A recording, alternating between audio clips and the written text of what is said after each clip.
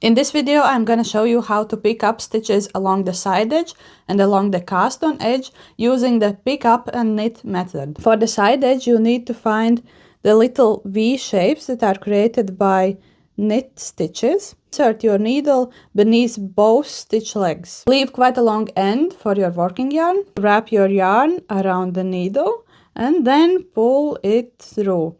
And here you have created your first stitch. Find the next stitch, the little V shape that's on the edge. Insert needle beneath both stitch legs. Wrap the yarn around your needle and then you pull through. It's usually helpful to hold it with your left hand to help it through. Sometimes to avoid puckering, you won't be picking up every single stitch. You might be picking 3 stitches per 4 rows, for example. You either need to work it out with your swatch or you need to check what the pattern calls for. I'll be honest, I find this method a bit annoying and fiddly, so I usually use a crochet hook for this.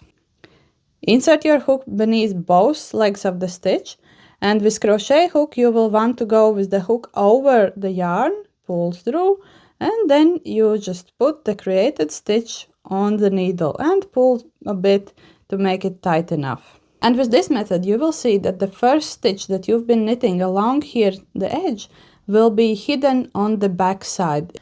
Now, when you want to pick up stitches along the cast on edge, at first it can be tricky to realize where you need to stick in your needle because we are working basically upside down. Stockinette is very misleading this way. It's easy to make a mistake and pick up stitches that are between the stockinette columns and not on each stitch. It can be very valuable to look at your work at the direction that you were knitting and realize where are the actual stitches. And of course, don't forget about the edge stitch, the first or last stitch you were doing. I turn my work around. I can still see that these upwards V stitches are the ones that I want. And then you just go ahead and pick up the stitches in the same way as I showed before. When I do it by crochet hook, I like to pick up 4 stitches on the crochet hook and only then transfer them to the knitting needle. That way your knitting needle won't be slipping out and it will be easier. Keep going until you have picked up all the stitches that you need. And few notes about terms.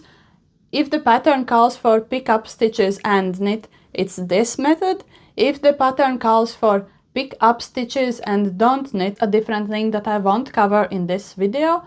However, if the pattern just says pick up stitches, that usually means that it doesn't really matter and you can choose which method you prefer.